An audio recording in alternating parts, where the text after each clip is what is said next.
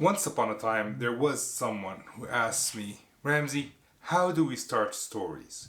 Do we start it with once upon a time?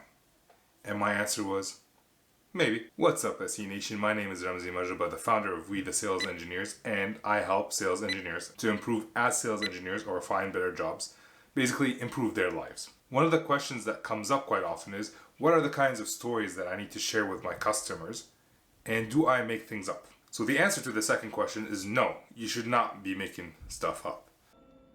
I can't lie!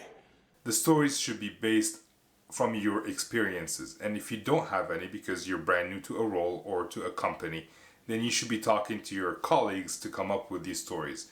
If you're in a startup, talk to the founder. Talk to anybody and come up with stories that you can share with your customers. And the goal of the story is not to entertain, although entertainment could be helpful, but the goal is to help them envision what their situation could be like after their problem is solved. So in this video, we're going to be talking about the different kinds of stories that you can share with your customers.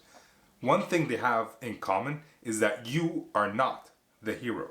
The customer is the hero. You're the wise old man or wise old woman guiding them through life. So here are the types of stories you can share with the customers. We can start off with your own story. And even though it's your story, it is not about you. It's about how you've helped other customers be successful and solve their problems. Early on in my career, I worked with a salesperson who, for some reason, always enjoyed to talk about himself.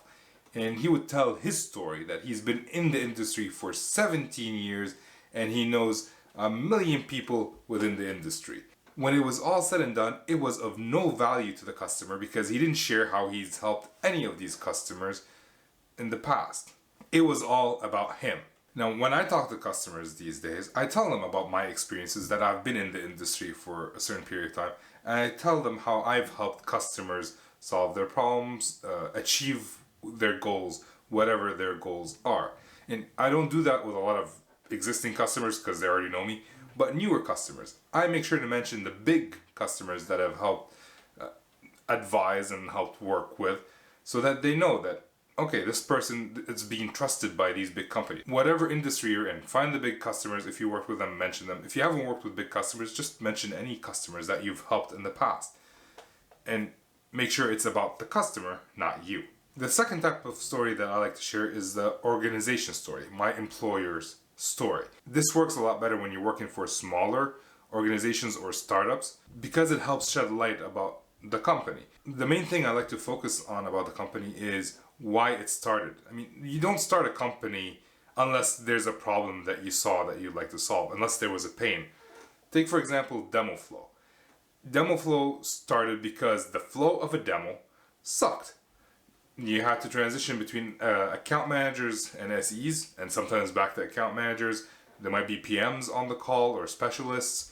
You might have to transition between a presentation on one person's computer to a presentation on another person's computer. Even an SE would transition from a presentation to a demo and maybe back to presentation. So the flow, it wasn't a flow. It was a bunch of things hooked up together. There was no flow. And that's the whole point of demo flow. So if I were to sell demo flow, I would make sure to share the story of why it was built, especially when I'm talking to SE managers, because they've seen the same problems. They can relate. So if I share the organization and the story of the organization, why it was started, and what they're trying to solve, the customer can envision themselves using the product a little bit more in order to solve their own problems because they have the same problems why that company started. The third type of story I like to share, especially with my current company, is product story. When you work for a big company, you share an organization story might not be very effective, but I like to share a product story, why we started, why we created a product, what problem are we trying to solve. For example, we had one customer who kept complaining that one of our products did not 100% fit what they need to do.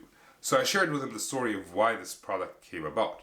This product came about to solve a totally different problem, but it has 90% in common with their problem, so we can reuse it.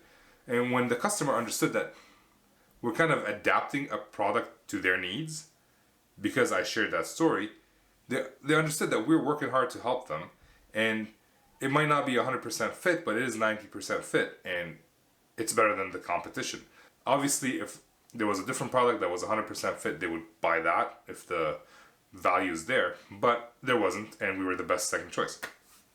Or I guess first choice in that case. So share a product story for the customer. Why we built it, what problems we're hoping to solve, and what problems we saw in the industry that prompted us to build this product. Now, another type of story is the success stories, and I feel like these are the most talked about kinds of stories out there. We talk about how we've helped other customers. We talk about how we've solved customer problems. They're success stories. And even those who are bad at stories and go to presentations and you have a few slides about, oh, we've helped this customer. These are the logos of the customers we've helped. It's out there. It's fairly well known, but make sure you follow the hero's journey whenever you're talking about a customer success story. The last kind of story I wanted to talk about today is objection story. This is not to be confused with objection handling. I'm against the idea of objection handling. I'm more into the idea of objection understanding. There's always a motivation behind an objection. It could be exactly what they're saying, or it could be something different, so we need to understand it a little bit better. But I've had multiple customers have the same objections, and for the same reasons, in which case I've used stories to share, like, hey, we've had other customers who were exactly in the same spot as you. They were thinking the same thoughts as you. And we talked through it kind of like what we did. And in the end, they made the decision to go with us. And it's been a few years now, and they're very happy with that decision. They continue to buy from us. So it's a form of success story, but it's more used to kind of alleviate concern. Like, people are concerned about buying from you because of certain reasons, and others have felt the same way, and now we've solved the problem. So these are the 5 stories I think that I had in mind. They all share the same hero's journey, and Patrick Pasang talks about the hero's journey a lot more. Mark Green also talks about the hero's journey, and he's been on the podcast to talk about it. We can do another video talking about the hero's journey if you wish, so let me know in the comments below. But otherwise, that's it for this video. If you enjoyed it, make sure to share, like, and subscribe. And what else do people say usually? That's pretty much it. Let's leave it at that. Thank you guys for listening. Thank you for being here. I'll see you guys later. Peace out.